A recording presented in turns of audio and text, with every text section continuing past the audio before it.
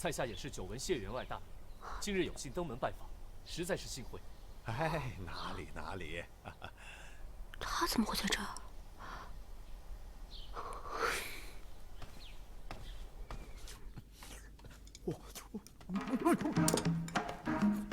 这萧冰姑娘。哎呦，姑奶奶，快请坐。禅宗特地命人准备了江南菜式，您尝尝，合不合胃口？啊，谢员外真是费心了。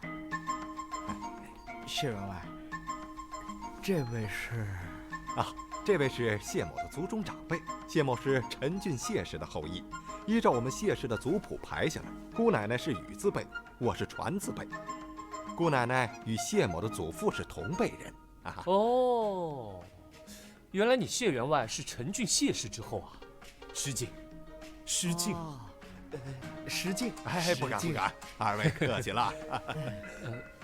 谢姑奶奶，谢姑奶奶既然是江南人，那你大老远跑过来，一定是舟车劳顿吧？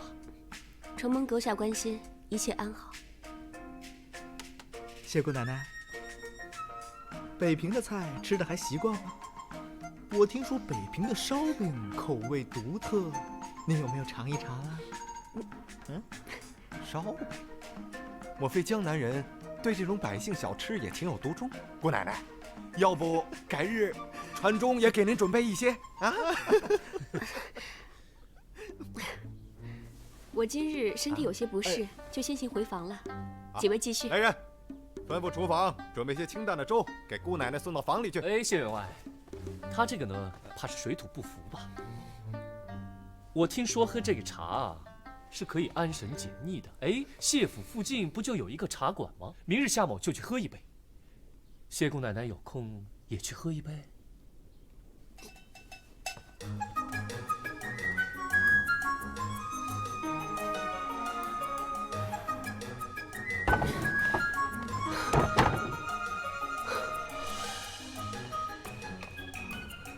真是冤家路窄，真是快把我气死了。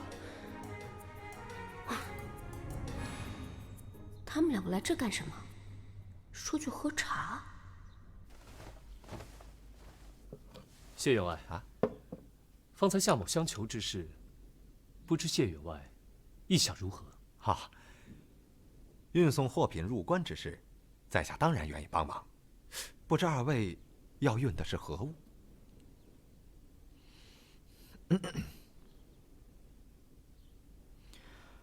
毛皮、寿金等物，100车左右。毛皮寿金可不是寻常货物，谢某可不想碰这些东西，惹上是非。哎，谢员外不必为难，大可多考虑几日。我们深知这买卖不好做，不过我们也是替主子办事，上头交代下来了，我们不敢不办呐。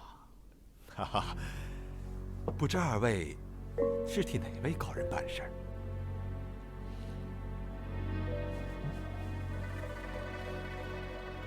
齐王，齐王，二位，容谢某考虑考虑。这是当然了。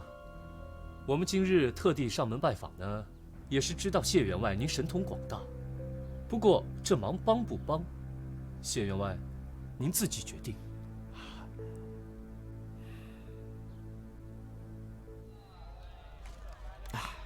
夏老弟，昨日我见到那烧饼姑娘，我还真是吓了一跳。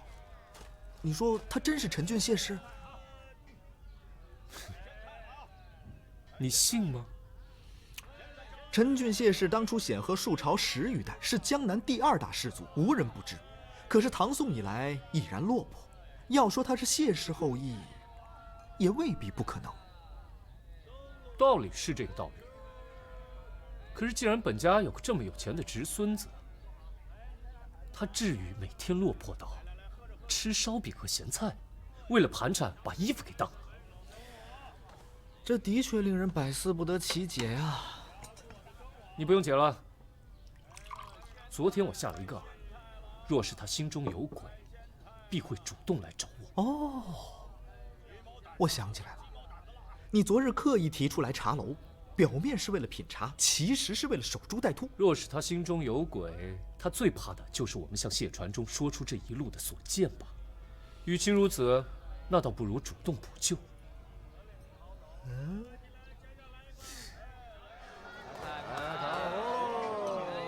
馆慢走，下次再来。里边请。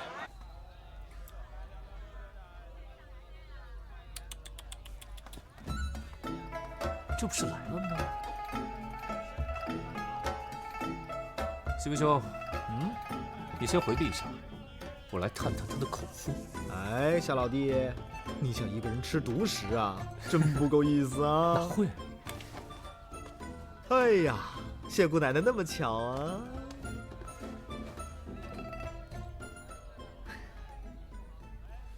我听侄孙谢传忠说，你们二人此次前来是要与他做生意的。你骗得了他，可骗不了我。你用假身份，到底对我谢家有何图谋？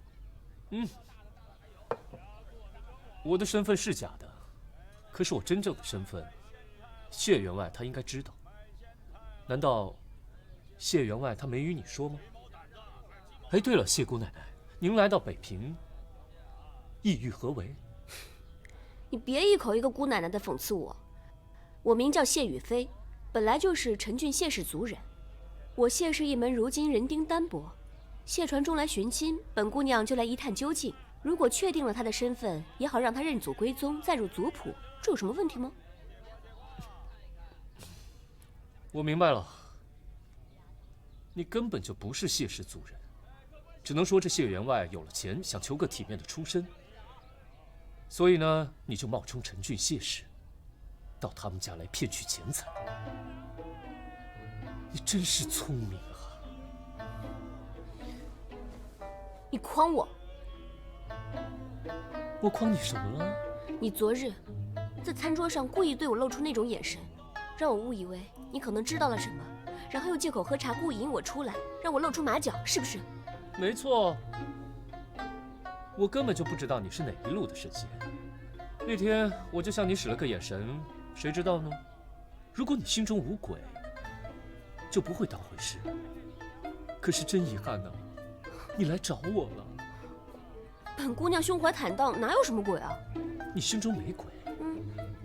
难道就是因为我一个眼神，你就对我春心荡漾了？今天来找我卿卿我我，想跟我柔情蜜意一番？你别得寸进尺！别生气啊！是你自己心虚，非要过来和我弄不清楚。其实你是做什么呢？我一点都不在意。当真？当真。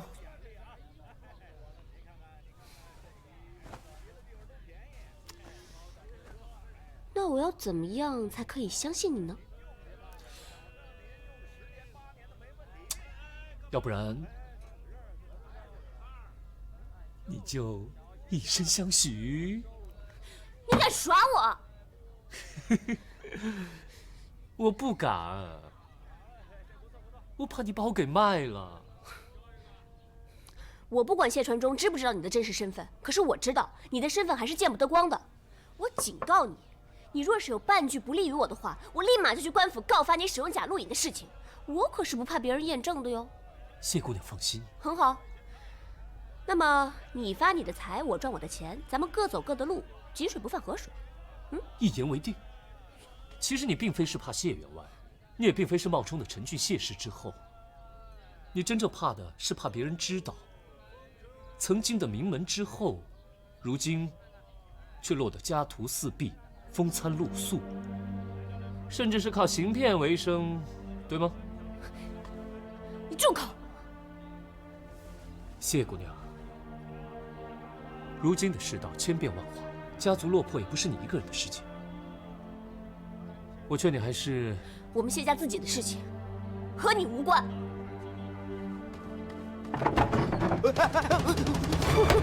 该呀！该。啊！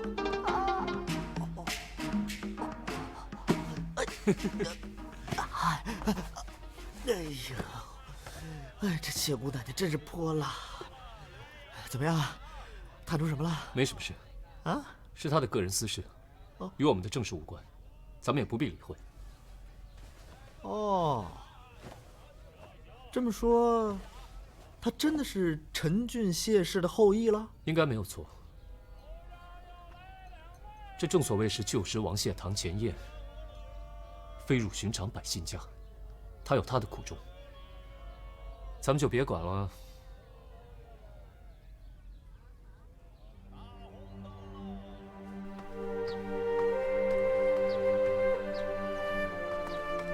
姑奶奶，您回来了。夫人刚买了些南方的水果。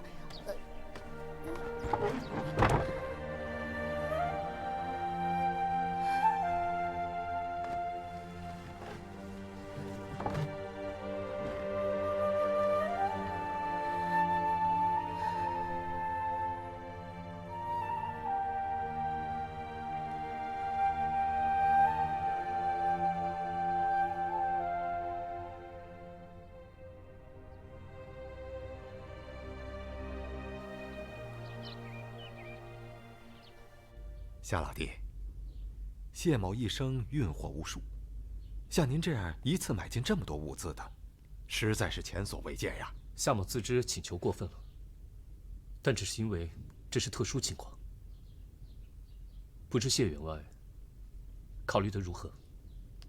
这个嘛，谢某有些为难。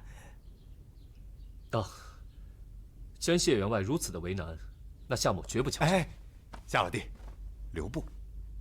谢某的话还没说完呢。俗话说，断人财路犹如杀人父母。阁下是齐王的人，谢某自然是获利也要帮忙的。那这么说，谢员外是答应了？哈，谢某乐意帮忙，可是这买卖毕竟风险很大呀。只要你答应我办成此事，这之后的谢礼绝对不会让你失望。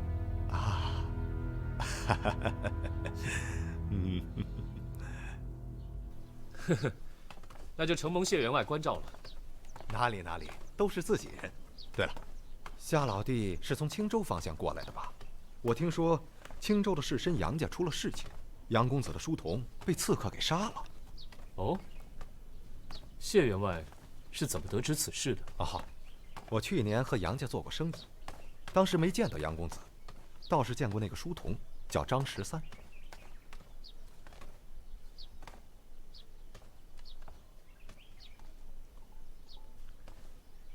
据我所知，那个叫张13的书童是因为得了暴毙症而死的。至于行刺，估计是江湖上的一些传言罢了。哦，原来如此。那既然别无他事，夏某就先行告辞了。啊，夏老弟稍等，上次会面事出突然，谢某也没来得及准备。这是谢某准备的一条上好的火狐皮，赠与夏老弟。哎，谢员外您客气了。我谢老才做生意第二，交朋友第一，小小心意应该的。好，那在下就收下了。夏老弟，我送你到门口吧。哎，谢员外就此留步，在下告辞了。那好，谢某就不送了。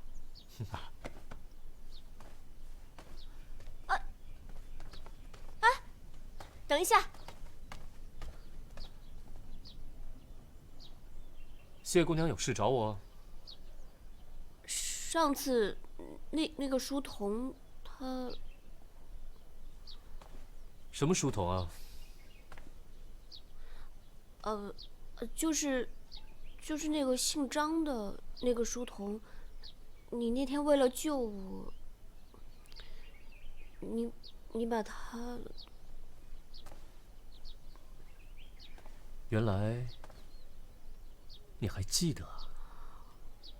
我当然会记得了，难道你以为我是那种会忘恩负义的人吗？哦，是吗？那你说说，要怎么报答我啊？报答就报答呗。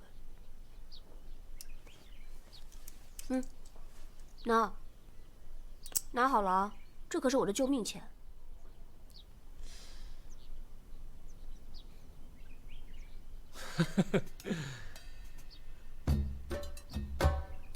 就3个铜钱啊？怎么了？3个铜钱都够穷人吃1顿饭的了。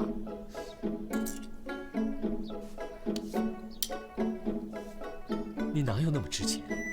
你就值1个铜钱。你说什么？我只值1个铜钱？你到底是不是商人？你会不会做生意啊？既然你是商人，那你倒说说看，这样一条火狐皮能卖多少钱？没想到你谢姑娘出身贵族，还对这皮草生意感兴趣啊？不想说，那就算了吧。哎，这样吧，如果你喜欢的话呢，我就给你做一件狐皮领大衣送你，怎么样？真的吗？当然是真的了。不过谢姑娘，你出身名门，这狐皮领大衣，你能看得上吗？没错，像这样的货色我从小见得多了，我没觉得这是什么值钱货。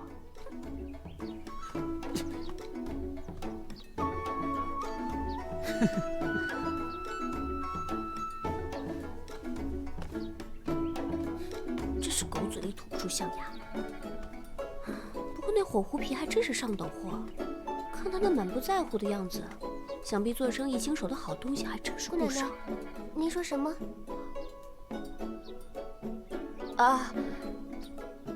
我是在说，这北平城里住着不少达官显贵，现在入冬了，狐狸皮毛应该很受欢迎吧？姑奶奶，您说的没错，北平的冬天啊，确实常有风雪，狐狸皮毛确实御寒又华贵，许多达官贵人啊都想要置办，不过上好的皮毛却很难找到。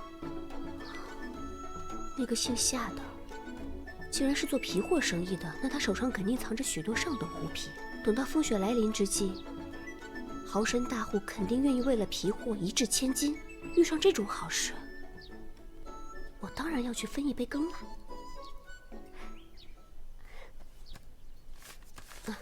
你帮我去打听打听，那个姓夏的住哪间客栈？谢谢姑奶奶。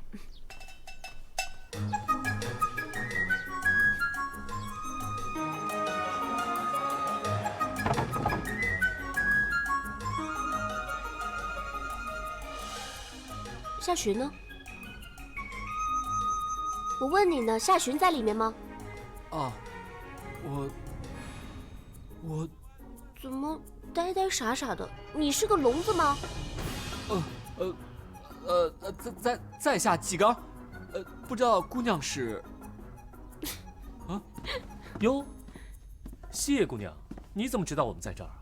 喂，谢姑奶奶，你一个姑娘家闯进3个大男人的房间，不太好吧？我要和你们一起做生意。什么？谢姑娘，你是当真的？我没有开玩笑，我可是非常认真的。经过我调查，裘皮虽然价格昂贵，可是市场不小，只卖1件就能赚不少呢。我不知道你们和谢员外做的什么买卖，但是呢，如果是我的话，肯定会从关外购进低价皮货，然后卖给不缺钱的士绅和官宦家眷。这么一来呢，绝对不会赔本的。立春之前肯定赚得盆满钵满。谢姑娘说的有道理，但是这个生意我们是替别人做的。谢姑娘，你还是找其他人合作吧。我还没说完呢。我们还有要事商议。谢姑娘，请。你，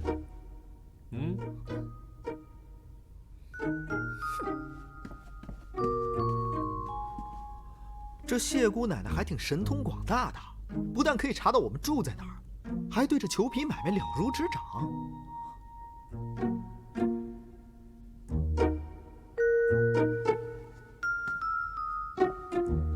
喂，你怎么了？跟丢了魂似的啊？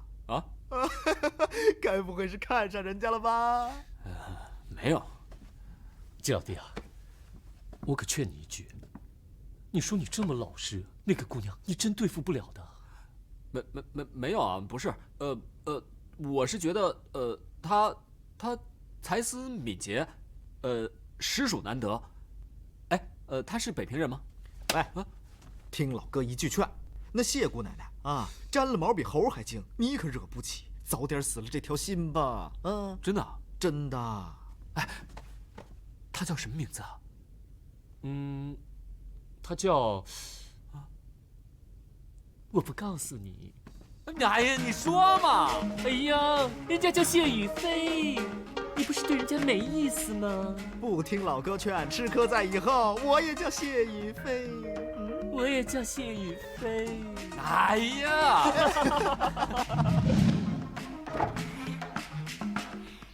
我给你带来了一些西域水果，你要不要尝一尝？谢姑娘，你怎么又来了？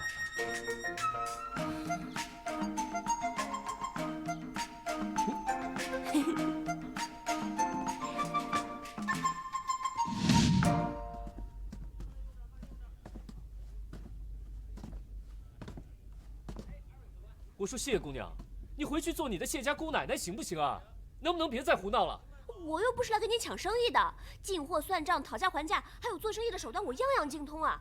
有我帮忙，保证你翻倍的进账，何乐而不为呢？啊，你考虑考虑啊！谢姑娘的好意在下心领了，不送。谢姑娘。哎，谢姑娘，你别生气啊！那个谢姑娘，哎，谢姑娘，你别生夏兄的气。要是你真心想和他一起做生意，我帮你去劝劝他，好不好？你虽然可能不太管用，但是我一定会竭尽全力的。不就是劝个人吗？用得着竭尽全力吗？你也太夸张了吧！总之，我愿意帮助你。算了，我看你也是个老实人，你怎么跟那个不讲道理的混蛋在一起呢？哎，罢了罢了，求人不如求己，我还是自己想办法就是了，你不用担心。不过呢，还是要多谢你的好意。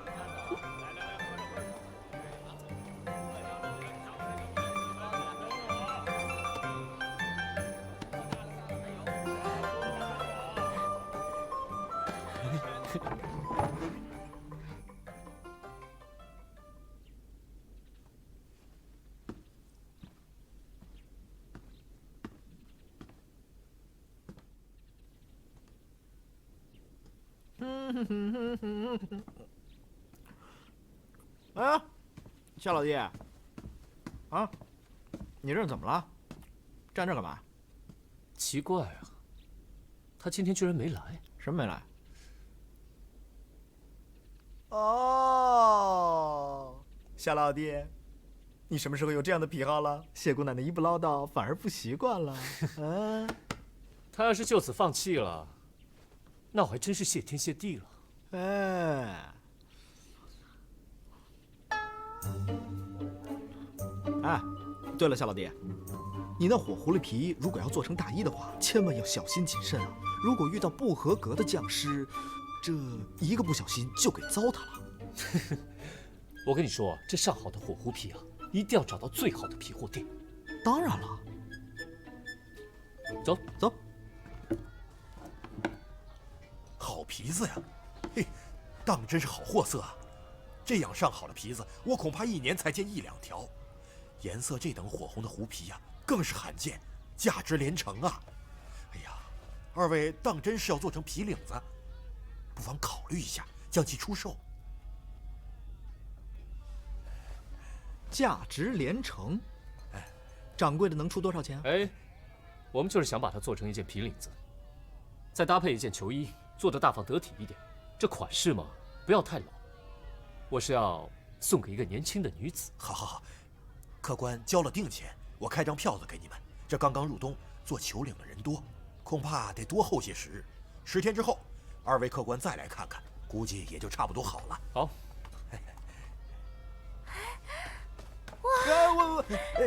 好漂亮啊，就像一团火焰一样。掌柜的，你这狐皮多少钱？我要了。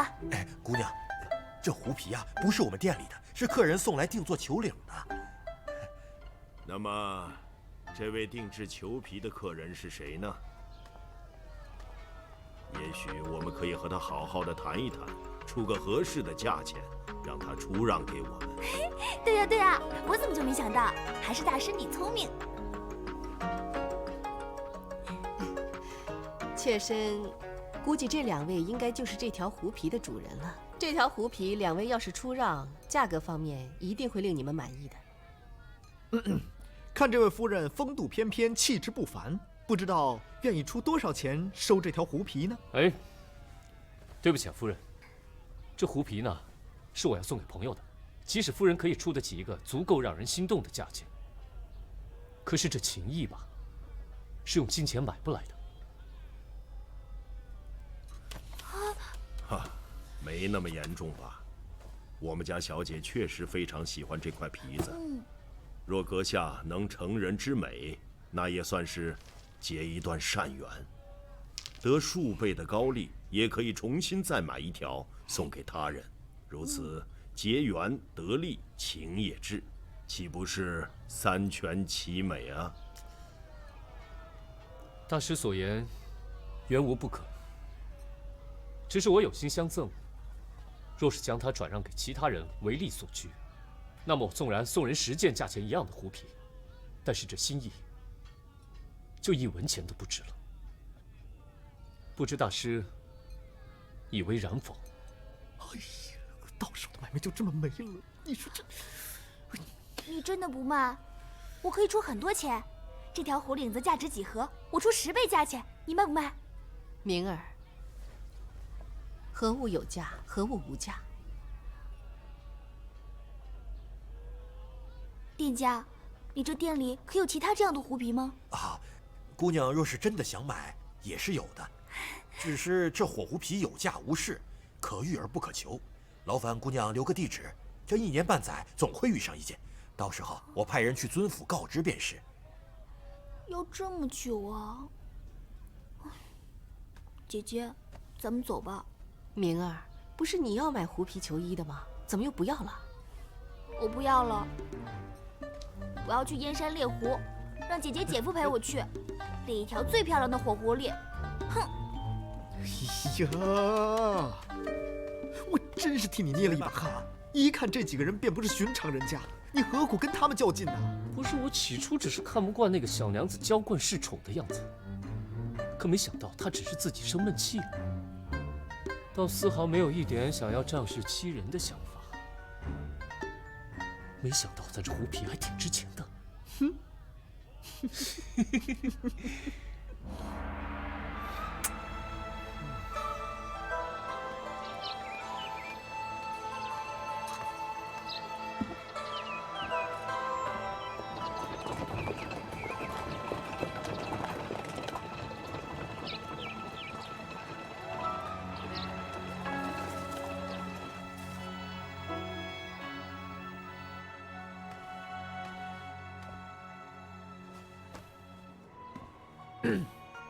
明儿，姐夫带什么好东西啦？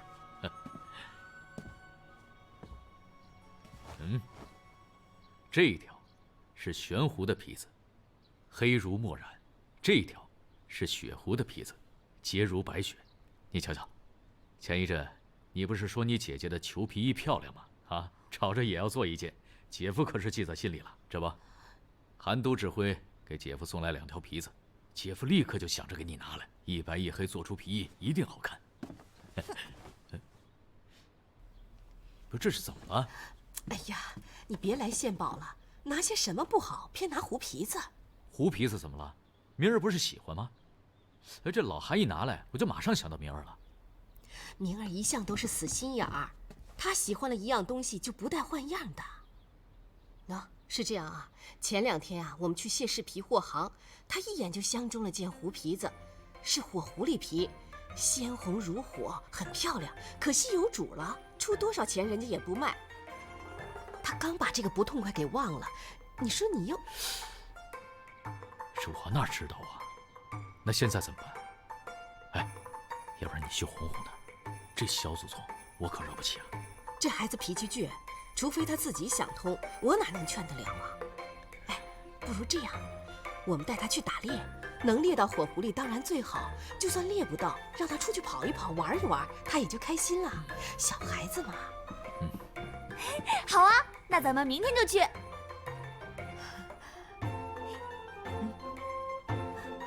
好，好，好，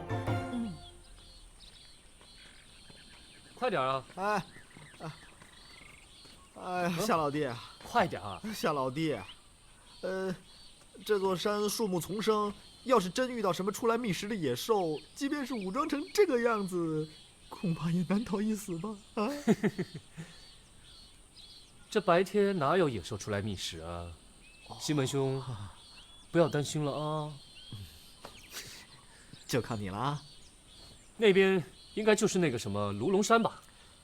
不错，当地人会把货物从那儿运过来，我们就集中在这个地方接收货物。但110车皮货一进北平城，根本就瞒不过，所以我们安置好这些马车后，让卸船中运出去，我们就轻轻松松坐镇北平。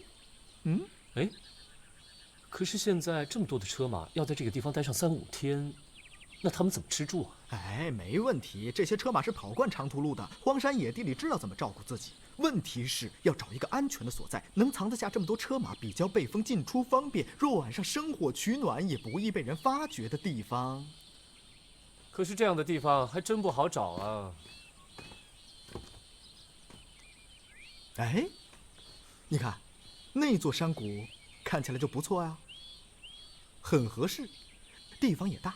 走，我们过去看看。把路线给趟出来，别等到交易的时候黑灯瞎火走错路，那可就糟糕了。走吧，走吧。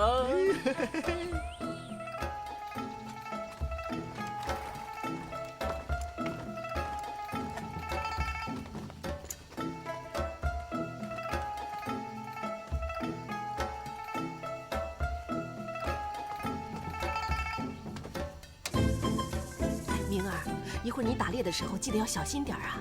知道了。还有啊，山里的路很滑，慢点走，小心别摔着了。知道了，真啰嗦。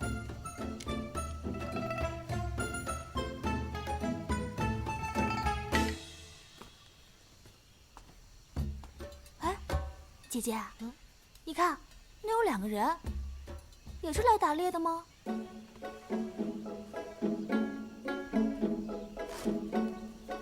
若说是山中猎户，却不见猎工。若是设陷阱捕兽的，看他2人去的方向，是个空旷的山谷，又着实不像。来人，在，去跟着他们，看看是什么来路，要干什么。如果觉得可疑，就立即拿下。是，走。姐姐，你为什么要抓他们？难不成他们是坏人？还不清楚，要查查才知道。但是照理说，若是猎人，就不会鬼鬼祟祟地在这里探查。我倒担心是什么犯了案的亡命之人。如果是那样的话，难免会有山中住户受到侵害。咱们既然看到了，查证一下也好。如果真是要案在身的逃犯，让我去抓他们，我也学了一身功夫呢。小郡主的功夫当然是好的，不过要真有什么小毛贼的话，也不用小郡主亲自动手。道眼大师，您是怕我打不过他们吗？大师是说，杀鸡焉用牛刀，放着这么多侍卫不用，用你出手擒贼的话，回去后你姐夫一定会训斥他们的。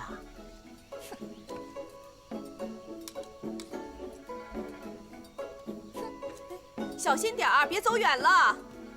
小心点儿。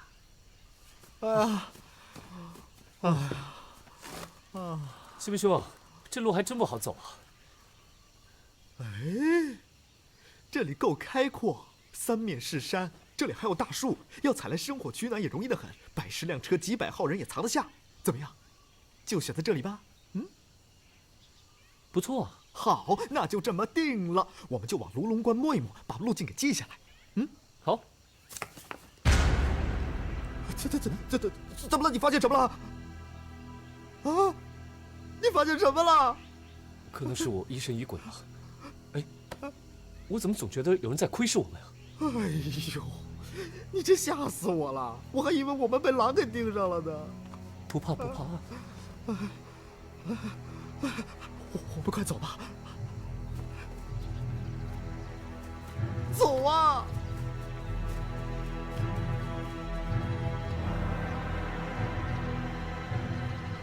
我看他们也不是什么好路子。约听见他们说什么这里可以藏得下几百号人吗？还提起了罗龙关，很是可疑。虽说可疑，目前还不能确定他们是否是为非作歹之人。不如禀报王妃，由王妃定夺。咱们走，走。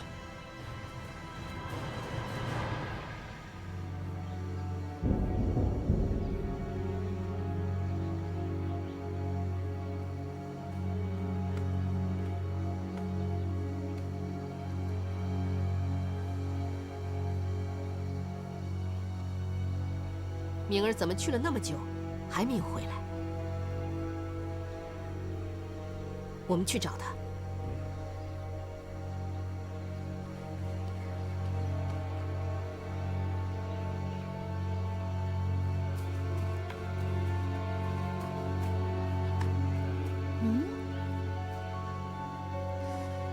这兔子跑得真快。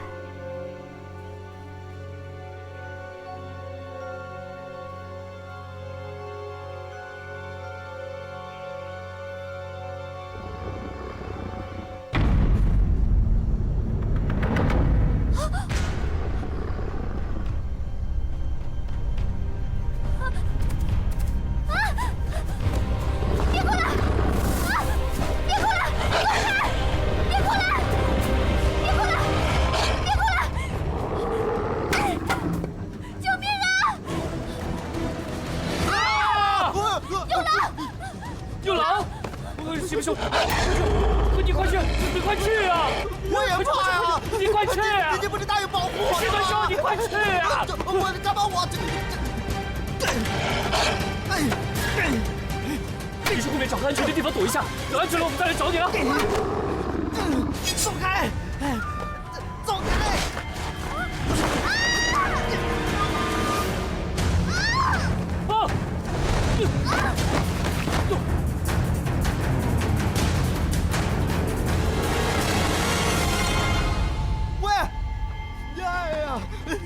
糟了，都摔死了！哎呀，醒醒啊！还有你个乌鸦嘴，你才死了呢！别乱说，我已经护着他，他连磕都没磕到。吓死我了！他没事吧？我看他是吓晕了吧？哎呀，原来是吓晕了，不是摔死的。啊，太好了！哎，醒醒！哎，有没有事？放开他！喂！把他们两个给我抓起来！喂！你们都别冲动啊！我们俩不是什么恶人啊！明儿，你醒醒啊，郡主！你怎么样，明儿？明儿不是恶人，难道是英雄？不是，你们究竟是什么人？哎呀，冤枉良民啊！我们只是普通的生客而已，我们没有袭击那个小姑娘。满口胡言！把他们两个押回去。走，走，放开！冤枉！带郡主回去。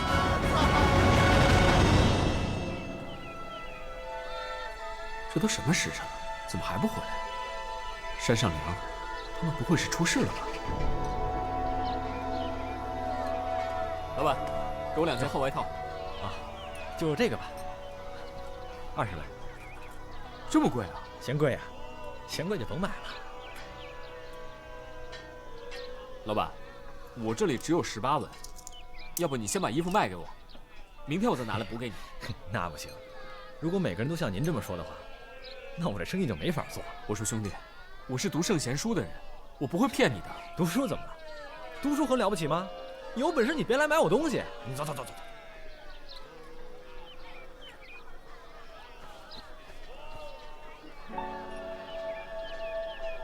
老板，你看这样行吗？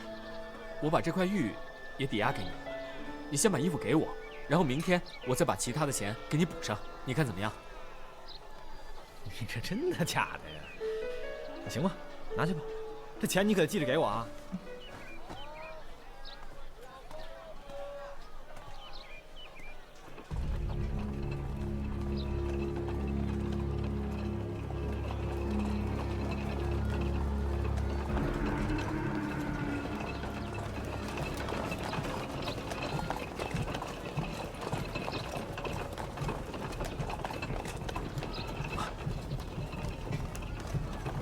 站住！夏兄，你们，季老弟，他们做了什么？你们要关他们？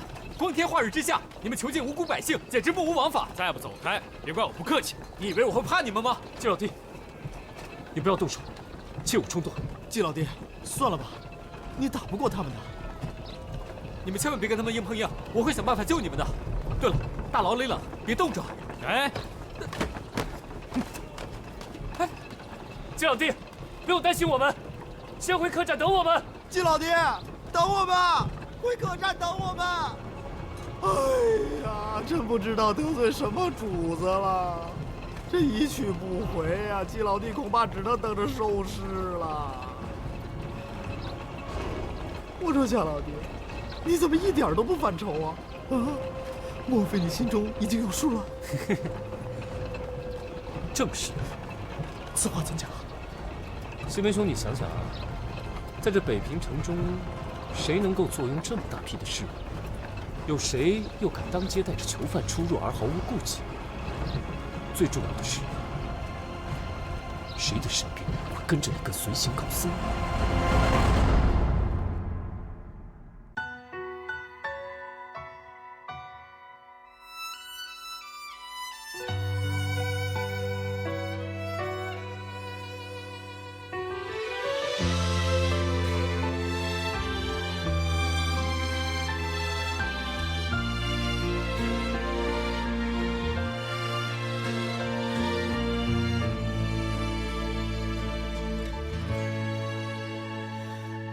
灯烛两夜，宫阙月挂霜，烛影摇红寥寥星光。一人阁楼上，独醉忆他乡。夜雨听风望远方。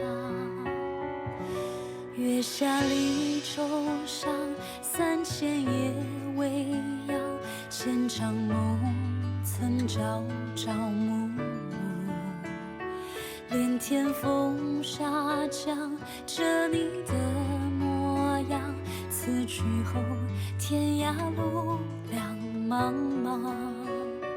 爱恨醒了，散了，似流沙。你我聚了，忘了，几十年华。